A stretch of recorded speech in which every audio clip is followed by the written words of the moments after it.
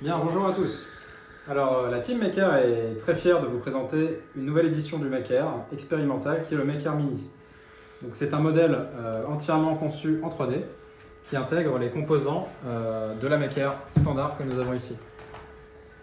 Donc, je vais l'allumer pour faire une petite démo. C'est conçu en 3D là pour le proto, mais on est d'accord que ça a été conçu pour être injectable. Exactement. En fait, l'idée, c'est que le boîtier intégral soit injectable et qu'on ait à peu près pour 4 € de plastique une fois qu'on a les moules. Donc tous les composants seraient injectables. Je vais éventuellement le test pour vous montrer. Donc c'est un respirateur qui a strictement le même fonctionnement qu'un Maker, que le gros Maker que vous voyez ici. En fait, c'est les mêmes pièces à l'intérieur.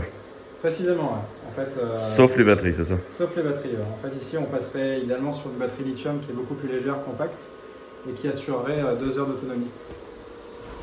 Là où ici, on est sur des batteries au plomb. Elle est ici.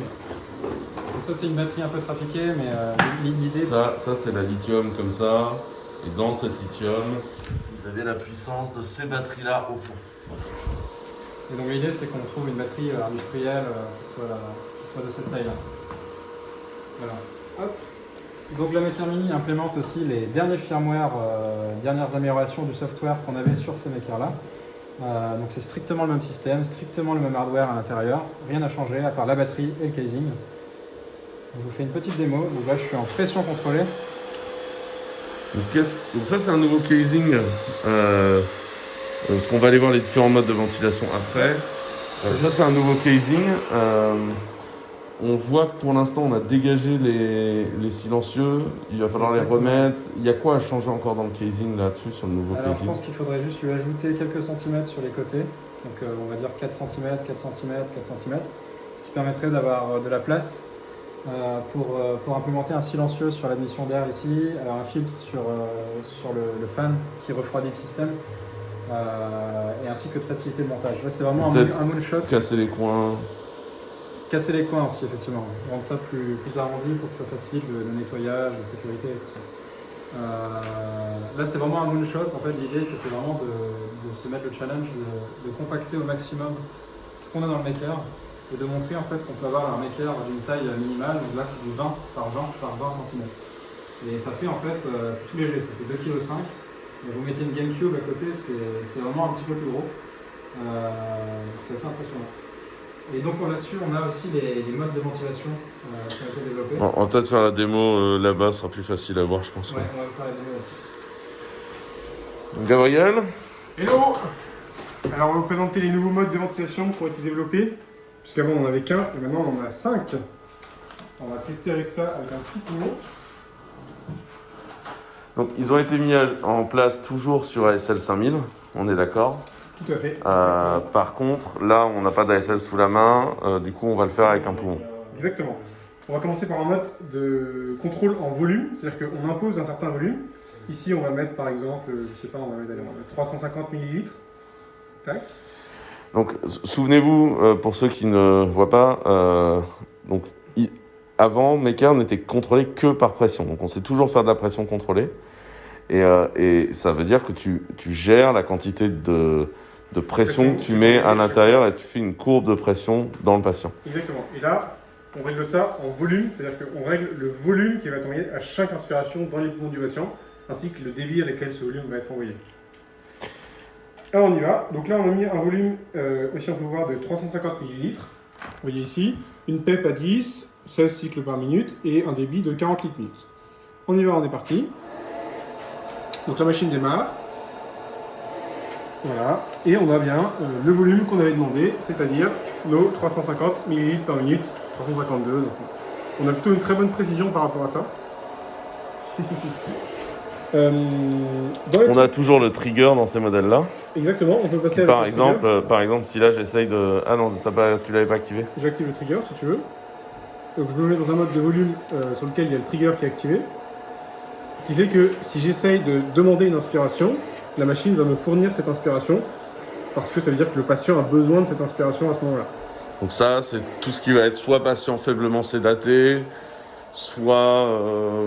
Patient qui commence un peu à se réveiller pour X raison et qui a besoin de reprendre un peu d'air, c'est un confort de plus. On peut montrer d'autres modes qui ont été implémentés. En particulier, on a toujours les modes en pression, c'est peut-être pas la peine de revenir dessus. Et on a un nouveau mode. On a quand même un nouveau mode en pression intéressant. Qui s'appelle la VSAI. Ce mode de pression, il permet de faire ce qu'on appelle de la VNI, donc avec un masque. Tu vois. Est-ce qu'on a un masque dans le coin là pour montrer aux gens? On a ici. Je vais vous montrer. Donc c'est un masque comme ça. Voilà, c'est un masque comme ça. Alors, c'est un masque étanche. C'est-à-dire qu'on appelle ça de la VNI. Pour autant, en fait, vous avez deux types de masques. Vous avez des masques où il y a des petits trous, où là, de l'air peut sortir naturellement. Et en fait, il n'est pas du tout étanche. Là, ça reste de la ventilation non invasive à valve. Donc, où il y a quand même un contrôle. Et ça, du coup, comme on n'a pas besoin d'intuber les gens et de les endormir, on peut se permettre dans le labo de tester la ventilation non invasive sans danger pour les développeurs. Et donc, on a des développeurs qui peuvent s'auto-oxygéner. Et donc ça, typiquement, on est sur des traitements Covid avant d'être en phase les plus graves, où ça ressemble également à ce qui peut être fait sur un traitement de l'apnée du sommeil, même si l'apnée du sommeil, en général, c'est des machines moins perfectionnées, mais c'est sur ce type de traitement-là. Et là, toi, tu te sens comment là-dessus, Gabriel? Et globalement, ça t'aide à respirer, c'est ça? En fait, ça te permet de jouer à la flemmasse vis-à-vis de tes poumons, c'est ça? Exactement. Même d'ailleurs, si on reste un peu dessus, quelques minutes, quelques dizaines de minutes, ça devient assez addictif et ça devient presque bizarre de plus avoir cette assistance respiratoire. Donc ça marche plutôt bien. Ouais. Moi, ça m'arrive tous les matins, j'ai la flemme d'enlever ma machine. Le matin, t'es bien, tout ça. Et le moment où tu l'enlèves, t'as ce sentiment désagréable de devoir te mettre à respirer. Enfin, genre, c'est tout un dossier. Donc là, la machine hurle en disant « Mais le mec n'est plus connecté, il va mourir. » Donc, ventilation invasive par pression, comme d'habitude. Ventilation non invasive par pression. Ventilation par volume invasive. Oui. Ventilation non invasive par le volume. Ça, c'est pas trop ça. C'est pas encore fini, ça. Est-ce que pas trop médicalement, en fait. Ah, ça se fait pas trop? Ouais, Ok. Qu'est-ce qu'on a d'autre comme mode de ventilation? Donc les triggers, pas les triggers. C'est ça. Sur chacun des modes volume ou pression, on peut activer ou pas les triggers pour le patient. Okay. Ça fait les 5 modes qui permettent de couvrir vraiment une très large spectre des cas cliniques représentés dans le monde médical, en fait. Pourquoi est-ce qu'on avait besoin d'implémenter le mode en volume? C'est simplement qu'il y a des praticiens qui préfèrent utiliser le volume contrôlé parce qu'ils ont plus leurs habitudes en volume contrôlé, ils savent qu'ils règlent un volume fixe et que ce volume-là ne peut pas bouger puisque la machine garantit ce volume cycle à cycle. Et il y a des praticiens qui préfèrent tout simplement utiliser ce genre de mode indépendamment du mode de pression. Et pour avoir le volume contrôlé, pourquoi est-ce qu'on ne l'a pas fait dès le début? On l'a pas fait dès le début, déjà parce qu'on n'avait pas de délimètre, pour des raisons assez évidentes d'approvisionnement de stock. Et aussi parce que le mode de pression, en fait, à lui seul, suffit à ventiler un patient. En fait, c'était plus simple de faire la pression au début, et on n'avait pas de spiromètre de qualité, et c'était vraiment l'enfer. Est-ce que peut-être on peut expliquer aux gens, genre, toute cette amélioration-là, que ce soit ce que vous a montré Valérian, là, avec la Maker Mini, ou ce qu'on est en train de faire sur tous ces nouveaux modes de ventilation, qui fonctionnent totalement d'ailleurs dans la Maker Mini, hein, on ne vous l'avait pas dit. Effectivement, les deux, quand on les met côte à côte, c'est ça. Bon, on n'a pas encore réglé tous les problèmes de maintenance de la Maker Mini, où miniaturisation égale angoisse totale dans le montage, et voilà. Mais par-dessus, effectivement. Mais on va pouvoir baisser énormément les coûts de la Maker aussi en faisant la Maker Mini. Il ne faut pas oublier que c'est un gros point. Peut-être, tu peux nous expliquer ce qui a changé d'un point de vue hardware dans la machine? Alors, ce qui a changé, ce qui est chouette, c'est qu'il y a très peu de choses qui ont changé en fait, du point de vue hardware. Il y a eu une ou deux petites améliorations électriques avec des petits câblages qui ont été rajoutés là, qui n'ont pas encore été fixés. Globalement, on a changé un tout petit peu le réseau de câblage pour fiabiliser certaines choses, mais c'est les mêmes composants, on rajoute juste des câbles.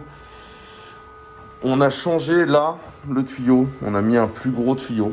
Je pense qu'on peut dire comme ça. Une expiration plus facilitée, plus simple, oui. Mais en fait, c'est la même gamme de tuyaux, c'est la même biocompatibilité, c'est la même chose. Le même fabricant, c'est juste un peu plus gros et ça rentre en fait parfaitement dans notre valve, il n'y a pas de problème. Et en fait, on a amélioré les chiffres en changeant la section du tuyau et c'est tout. Et donc en fait, ça fait un changement assez simple.